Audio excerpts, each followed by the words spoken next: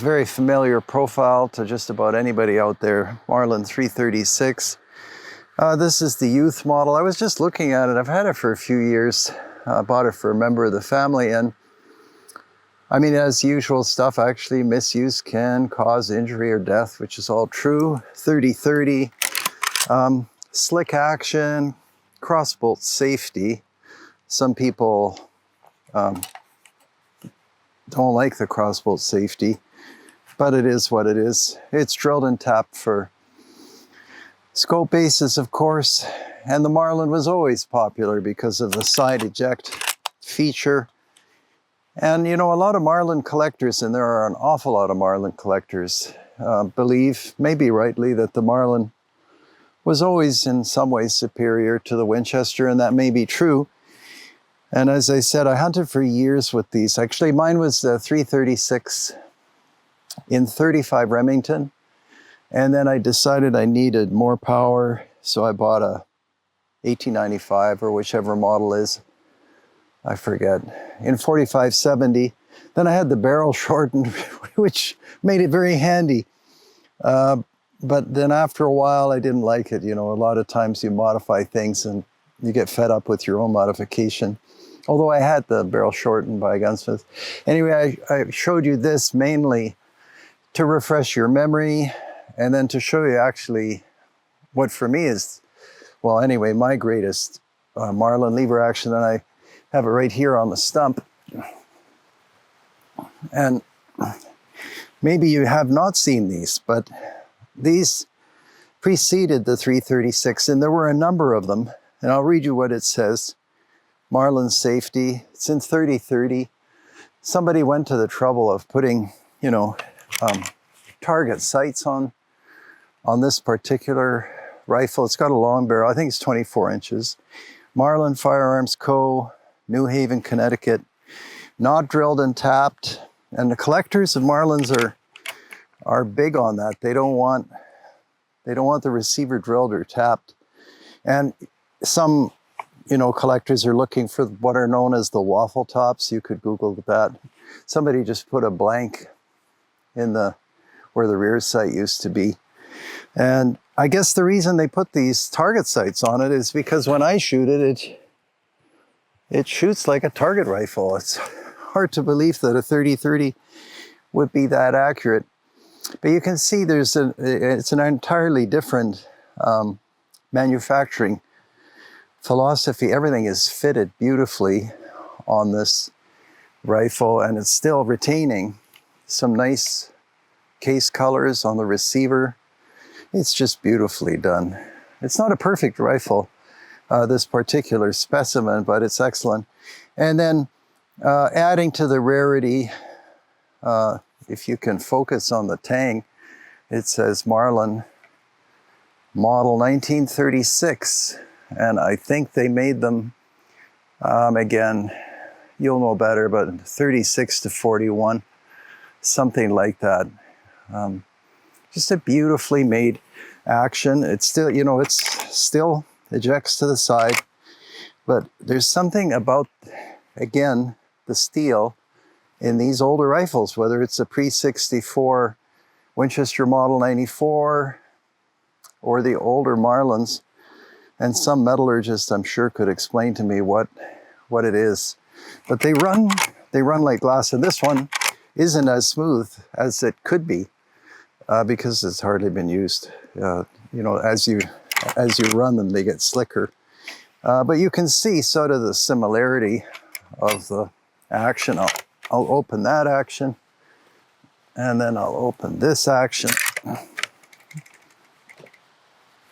And you know, you can see roughly what's what there. But anyway, the 336 is now the lever action of choice, I think. This one was probably made during the time that Marlin kept going through the corporate reorganization. So some people called them Remlins, sort of Remington Marlin. And now people are writing me that the best Marlin ever made is the 336 made by Ruger. I haven't been able to get my hands on one because they're sold out everywhere. But I'll probably buy one in 35 when they come out.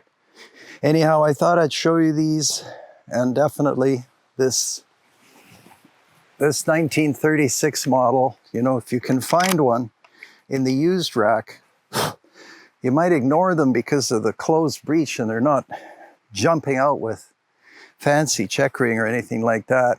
But what a fantastic Marlin. So for me, that's the greatest Marlin that I own. And truly, you could hunt for a lifetime and really not want for anything. I like this half magazine feature too. Anyway, they probably made, you know, carbine versions. Again, I didn't bring my research out to the bush here. And that's probably about all. Maybe I'll take a shot and then call it a day for this video.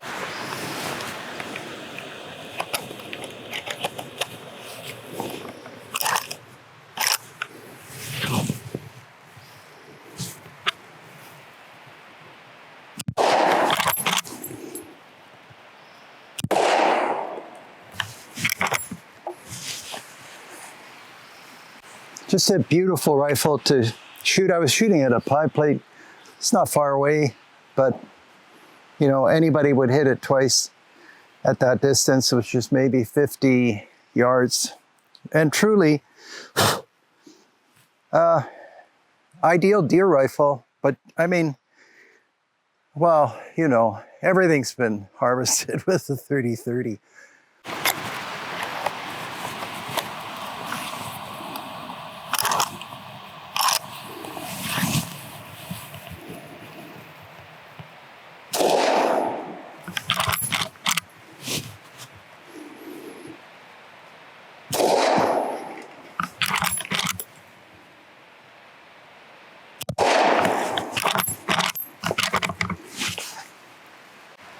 As usual, the really nice thing about the lever actions and pump actions, semis too, you don't have to take the rifle down.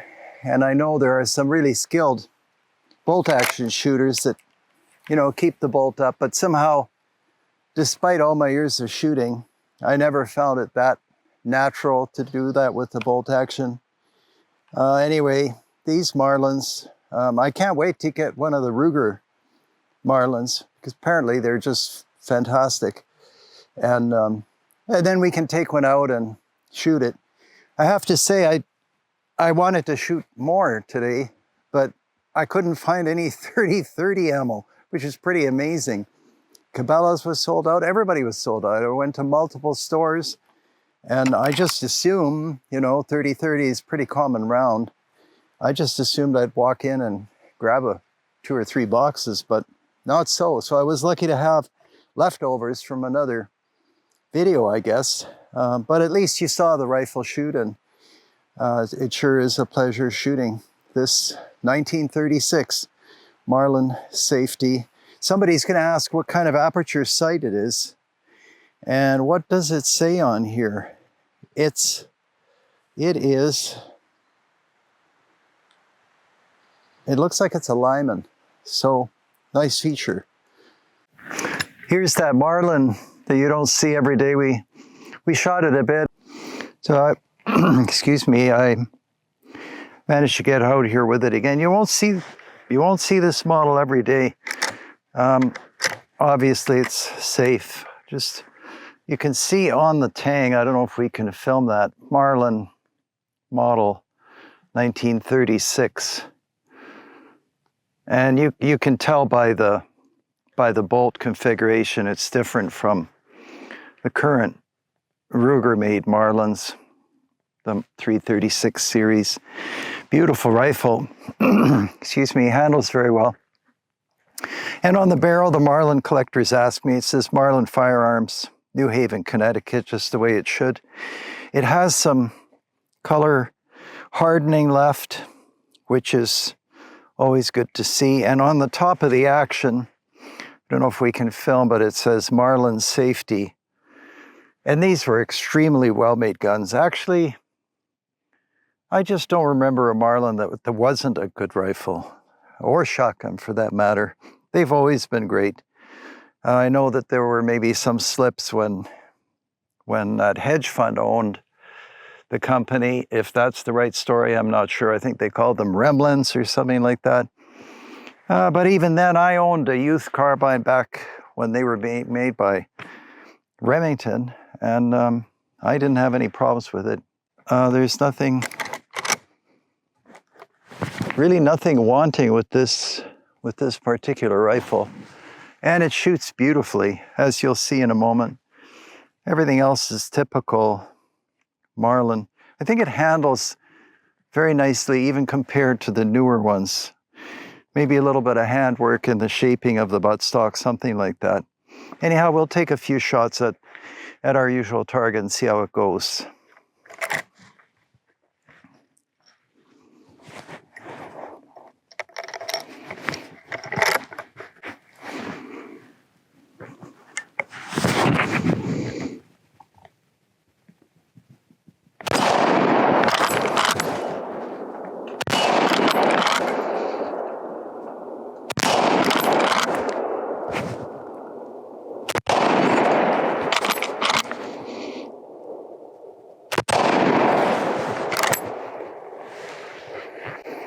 Well, that's 5 shots, and once again, our target fell apart.